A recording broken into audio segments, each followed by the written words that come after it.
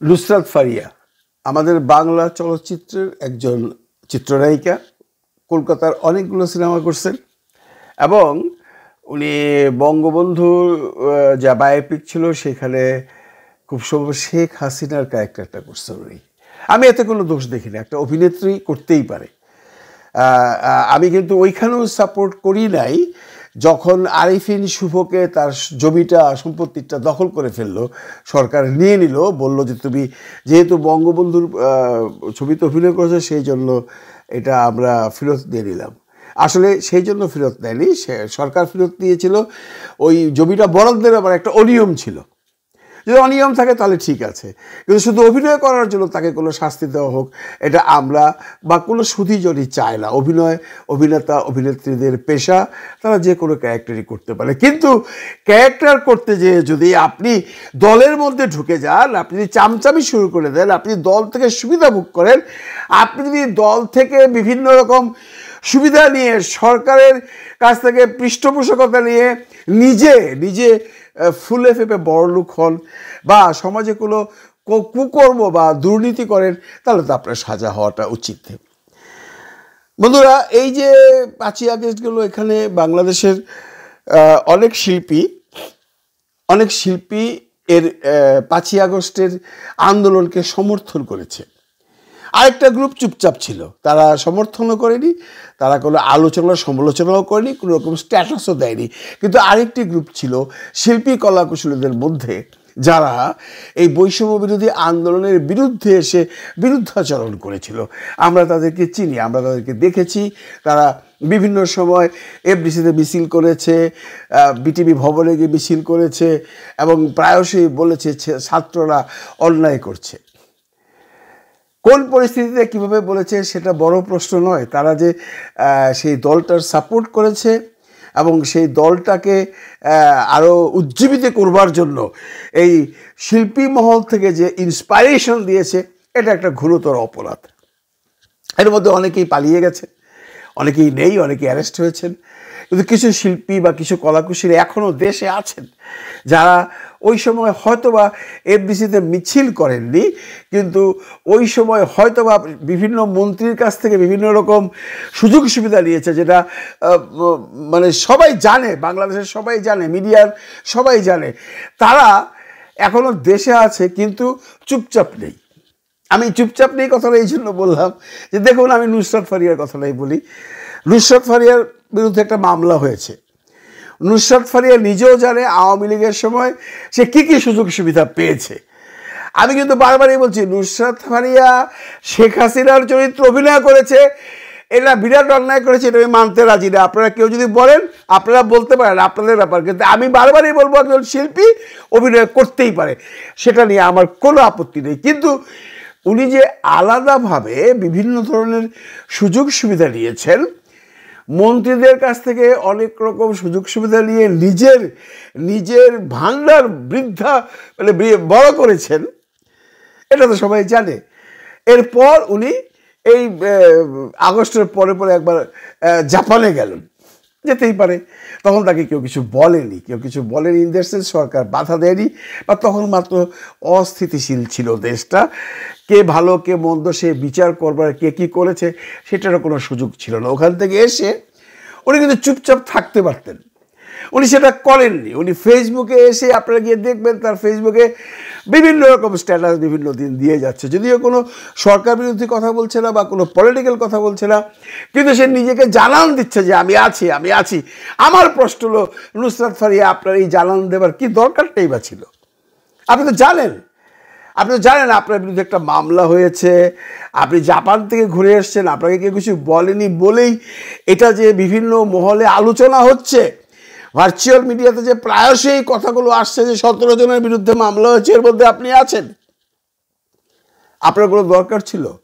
সে loan tennis খেলছেন সেই ছবি পোস্ট করা, নাচছেন সেই ছবি পোস্ট করা, সুইমিং পুলে গোসল করছেন সেই ছবি পোস্ট করে মানুষকে জানান দেয়া যে আপনি বহাল তবিয়তেই আছেন?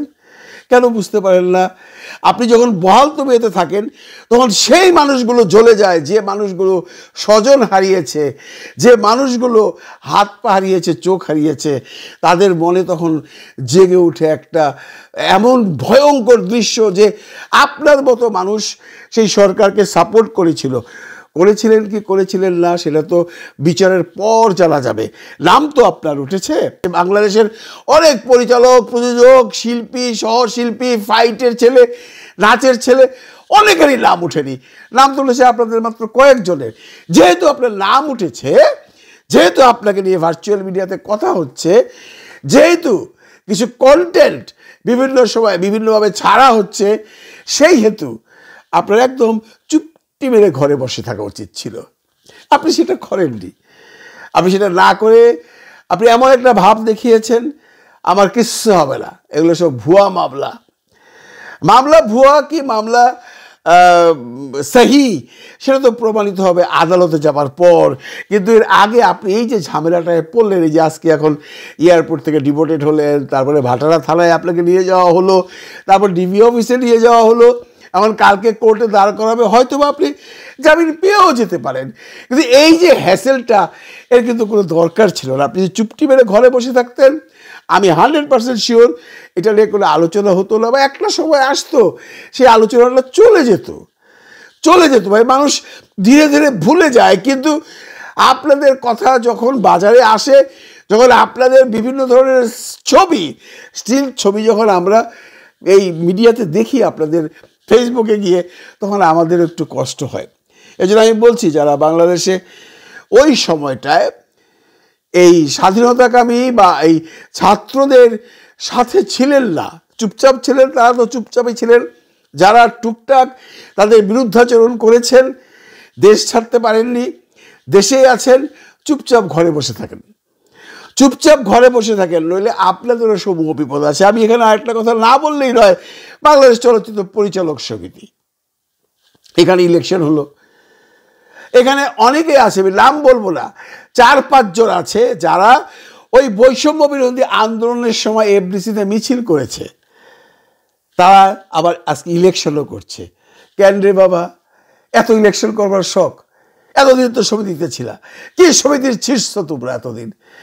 এত বড় একটা ঘটনার পর, যে ঘটনায় পুরো দেশবাসী তাদের সমর্থন করেছে, তখন তোমরা গুটি কয়েক মানুষ এই এফডিসিতে দাঁড়িয়ে দাঁড়িয়ে সরকারের ফরে ছাত্রদের বিরুদ্ধে স্লোগান দিয়েছ, প্ল্যাকার্ড টানিয়েছ, মিছিল করেছ।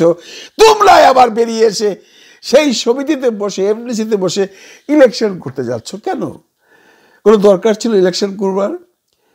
ইলেকশন তো করেছ, অনেক ইলেকশন করে, অনেক দিন সভাপতি অমুক ছিলে, তমুক ছিলে, বিভিন্ন জায়গায় ছিলে।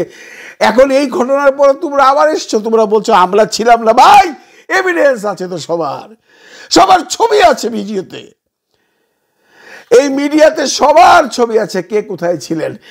আপনারা যারা ছিলেন তাদেরকে আমি আবার অনুরোধ করছি, চুপচাপ ঘরে বসে থাকেন, কোনো জায়গায় যাবার দরকার নেই, বাড়িতে বসে থাকেন, আল্লাহকে ডাকেন, এবং প্রয়োজনে দরকারে সরকারের সাথে বলেন যে আমরা একটা ভুল করেছি, আমরা তখন বুঝিনি, আমাদের ক্ষমা করে দিন। সেটা তো আপনারা করছেন না। আপনারা নিজের হ্যান্ড দেখাইয়া ইলেকশন করতেছেন, ফেসবুকে স্ট্যাটাস দিতেছেন, বুক ফুলে ঘুরে বেড়াইতেছেন। মানুষ এগুলো সহ্য করে না রে ভাই। যার গেছে সে জানে, তার শরীরটা তখন জ্বলতে থাকে।